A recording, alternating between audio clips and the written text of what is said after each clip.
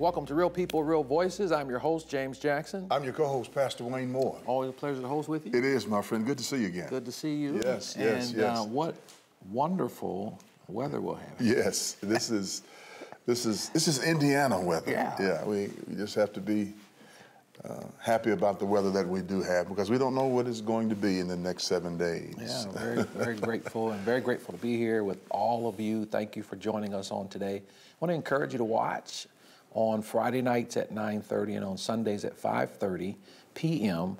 Also, go to our YouTube channel, WHMB TV 40. You can watch this show and perhaps others that you might have missed. Yeah, and like us on YouTube. I like saying Facebook. That. Facebook, yeah. That's it, Facebook. Yeah. Check us out on Facebook. The very first show is there. Mm-hmm. Go back and look at our history. We're going into our 3rd year. We want to thank the community for watching.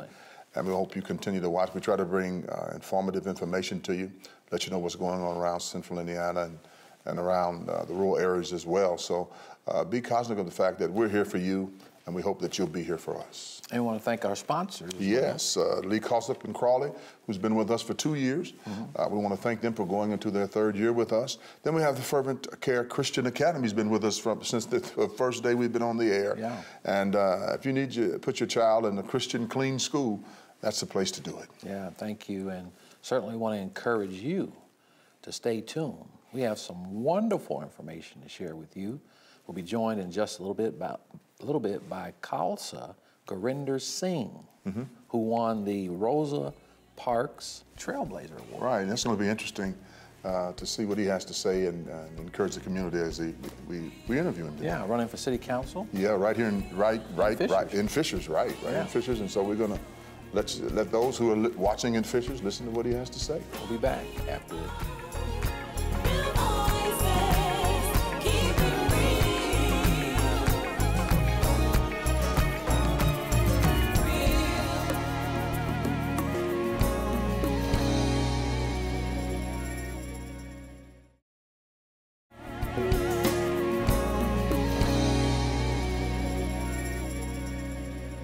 Welcome back, and thank you for joining us. And we're joined by Khalsa Gurinder Singh. Welcome to the program.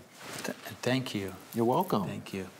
Waheguru Ji Ka Khalsa, Waheguru Ji Ki Fateh. It's a Sikh reading, which means we all belong to Almighty, so do our deeds and actions.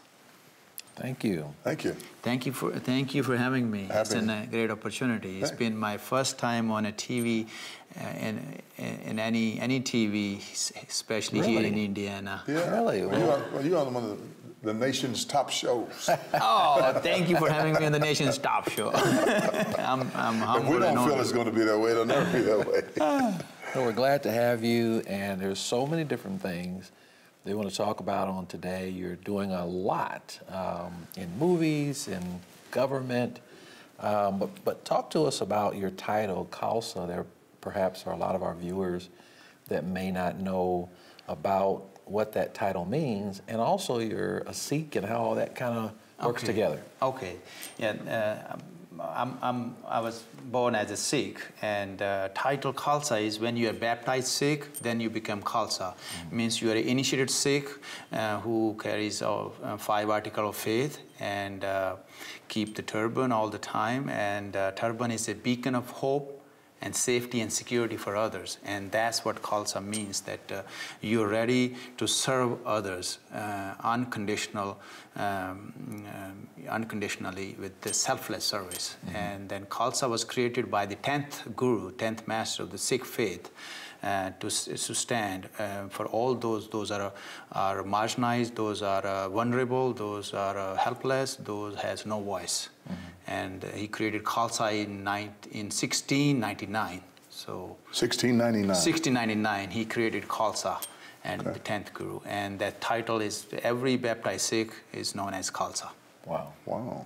Yes. And speaking of the turban, which is really wonderful, we were talking off air about an encounter that you had at the airport shortly after 9/11 that led into some change of legislation. Yes. That also led into a movie. Yes, and led into the Rosa Parks Award. So tell us about that. Tell us about that transition. Okay, the transition is that I was at the airport in 2007, they had a new policy where you had to take off your shoes and you had to take your headgear too. And taking shoes was okay, but when they said I had to take off the headgear, even though I did not set off any alarm, and I said, no, it's one of my sacred article of faith, and I have not set off any alarm. And then they said, no, under new policy, no matter what, you have to take it off. And I refused to board because of I refused to take off the turban, and that was at Buffalo Airport, and I had to drive from Buffalo to Toronto and then fly back to California, Sacramento, from other country. And then a person like you, and the same day when I went to Canada, my good friend, he owns the TV and radio.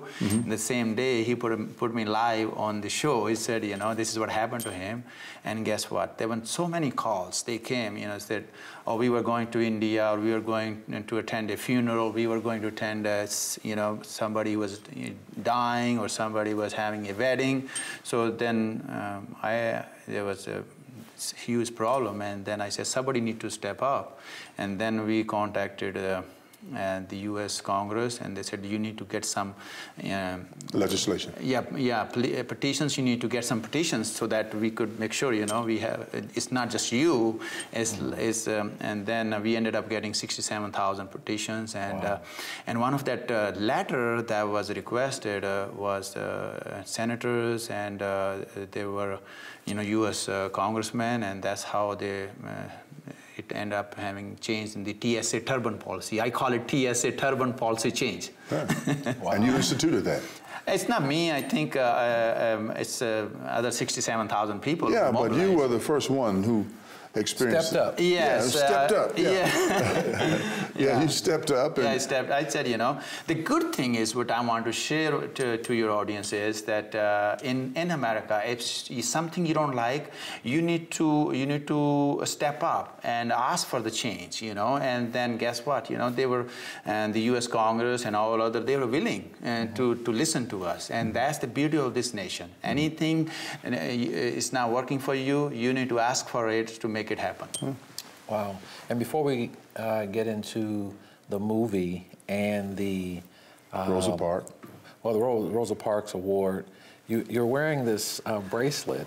Yes. That symbolizes... Can we get a close-up shot on that bracelet? Yeah, I thought that was really interesting. Yeah, every Sikh wears a bracelet. That's a commitment to Almighty that we should not do wrong things in life. You know, this is a reminder. This is one of the 5 articles of faith. Your bracelet. Bracelet. One is our little dagger, and second is bracelet, and then we have unshorn hair, and then we have special kind of underwear, and we call it kachara. We don't want to see those, but we just want to see the bracelet. Yeah, so this is one of the 5 articles of faith, right? And we wear it proudly as a commitment to God not to do wrong things in life. That's outstanding. That's outstanding. Yeah, it is. Yes, thank you. So the movie, how's that going? Movie, yeah. What happened is one day I was, because we started Six Pack about 3-4 years ago, and Six Media, and one of my director she was handling all this, our media production. I shared this story, my incident at the airport. And she's a very young, talented woman. She's only 16. She's been working now. She's been 18. And she got inspired by this story. She said, yes, this is a great incident we can share. We are producing a short film. And then she had written, her name is Jenna Ruiz. She had written and directed this movie. And now we have our trailer is ready, and you can show a link on that one as well. And then the movie will be ready in last week of February or first week of March. And it will be shown freely in private shows. We will show it all over the world for free. That's phenomenal. Yes, and we'll be also showing in different film fair festivals. Yeah. Yes. So you're going to be running for office as a councilman in the city of Fishers. Yes. So we're going to talk about that when we come back. We're going to take a quick break. We're very excited about what you're doing. Stay with us. We'll be back with our guest, Khalsa Singh. You always say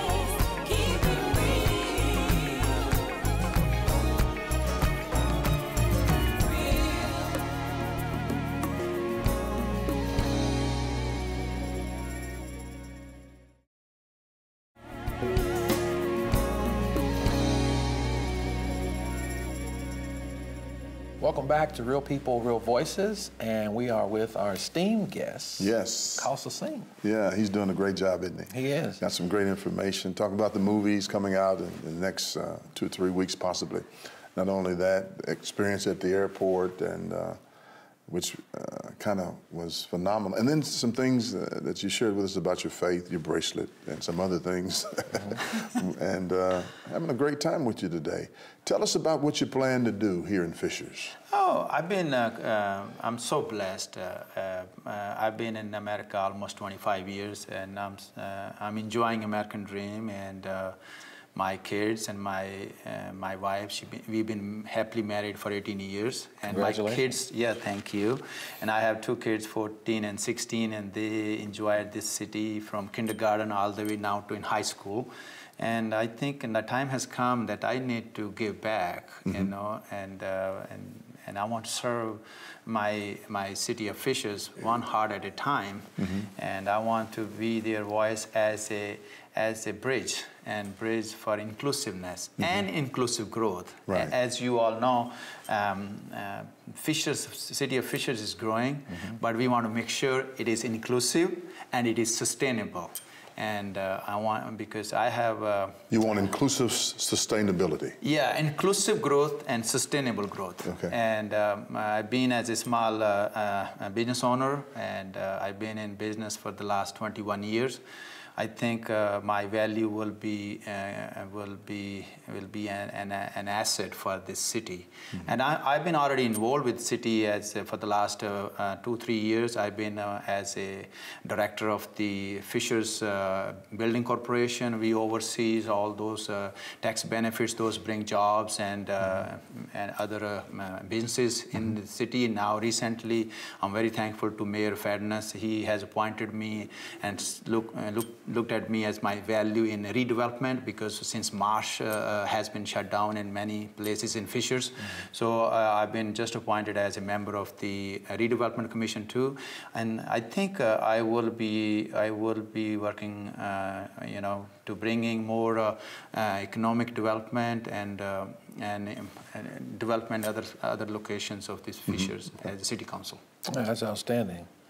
When we talk about your value, I think it's important that we all know our own value. And certainly you're very confident about that, as well you should be. But expand on that a little bit. Should you get elected to be a councilman there, what are the top 3 things you're going to be working on? Will be, as I mentioned, you know, right now development is there, but it's only few locations, you know, and few corridors, like 60, you know, near downtown. We need more other locations as well, and then especially the Allisonville and 96 to 116. That area needs to be revitalized, and that will be my focus as well. And third thing is, right now all those developments are mostly restaurants and motels and hotels.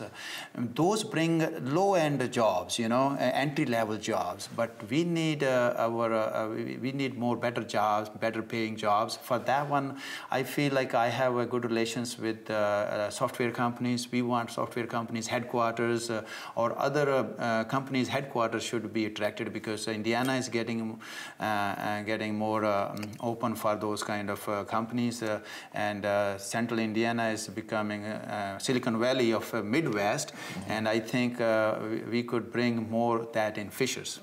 So you want to bring some of the Fishers? Yes. Yeah, we know they're trying to bring it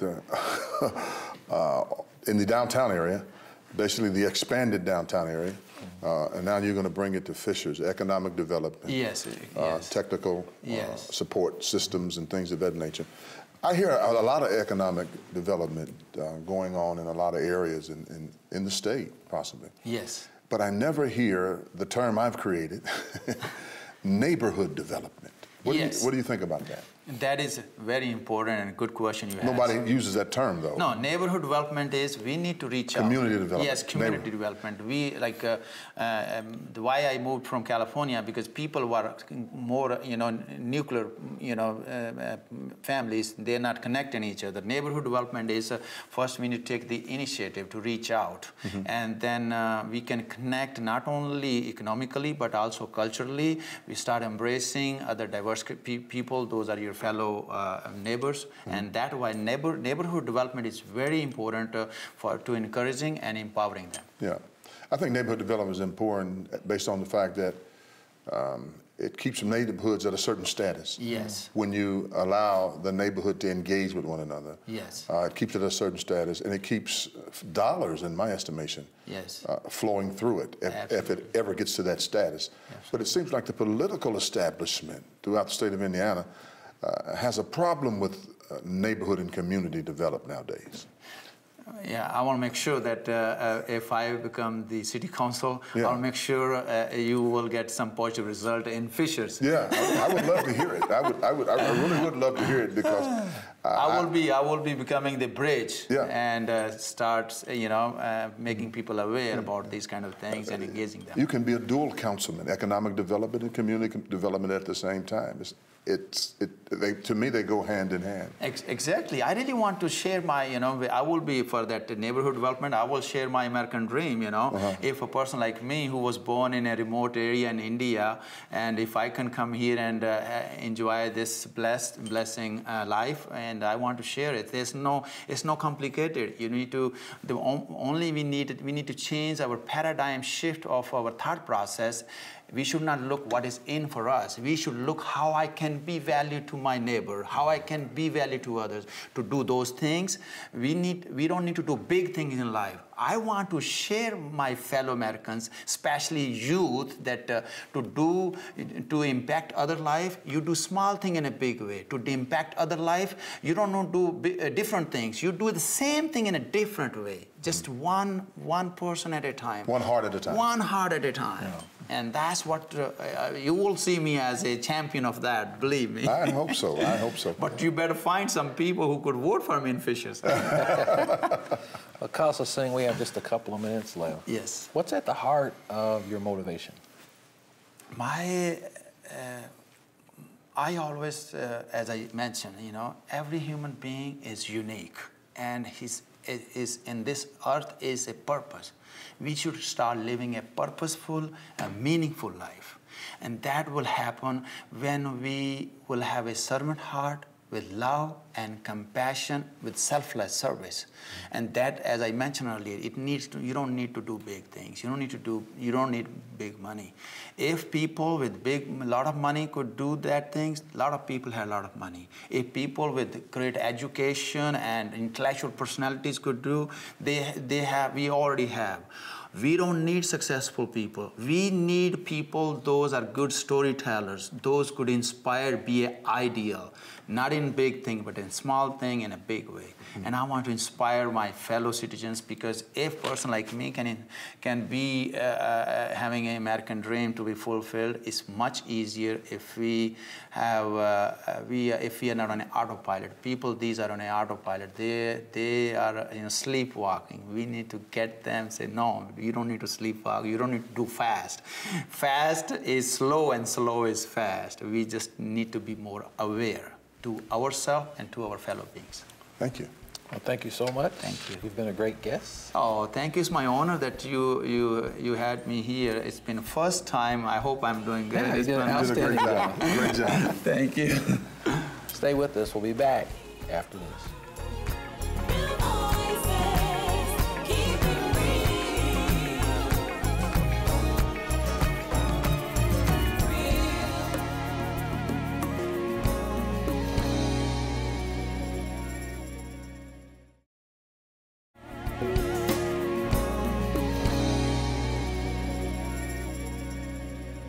Welcome back to Real People, Real Voices. I'm James Jackson, your host. I'm your co-host, Pastor Moore. And I'm your executive producer, Faith McKinney. Really enjoyed Councilor Singh.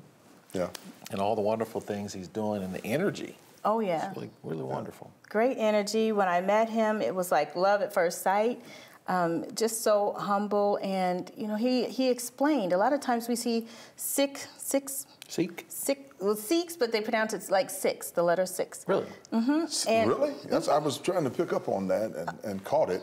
Yeah. Yeah. I usually hear it as Sikh. Yeah, they pronounce it, but it's six. It's six. Yeah. Right, and for him to be so open and explain, why the term turban is so important to their faith. And so it makes me appreciate him and Sikhs all over the world because of what he explained. And all the other articles of faith. Yeah, the other articles of faith. What impressed me was his ability to be able to run for a political office and has already decided not to lose his identity. Most people who run for political office, after a short time, maybe a 30-day, 45-day period, they lose who they are.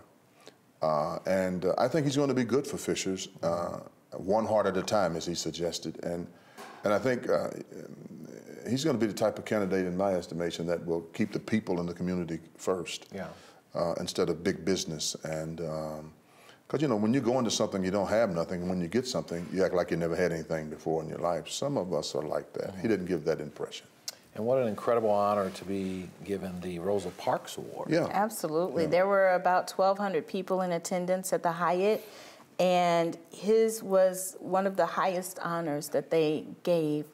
And I was impressed because I'd never heard of him before, I'd never seen him before, but to have him be recognized was just amazing. To have all of these people stand and clap and cheer for what he did, you know, standing his ground, just like Rosa Parks did. And you know, you made a statement too that is very profound. People like him that are doing things like he does, you never hear about them. And it's for some reason or another that those who are at the place of hierarchy, they control the shade. That's why I love Real People, Real Voices. Yeah, they control the shade, and so they will put shade on but God will allow them to emerge. No shade here. No shade on this brother at all. Nobody can do that to him. And he talked about the American dream. Yeah. He's so excited about it. He has it, and I'm still trying to get mine. I'm just going to be honest about it. I mean, he said something that was really profound to me. He says, if you have a problem, just tell people about it here in America. He simplified it. He simplified it, but he's going to find out that's not always true. Well, in the way that he did it, with getting, you know, galvanizing. 65,000 votes and better. Yeah, to get people petitions to sign it. Yeah, he did it. But that's the way you do it. That's exactly through the way legislation. You do it. Yeah. And that's the way we do it here. Real People, Real Voices. When the time runs out. See you next time.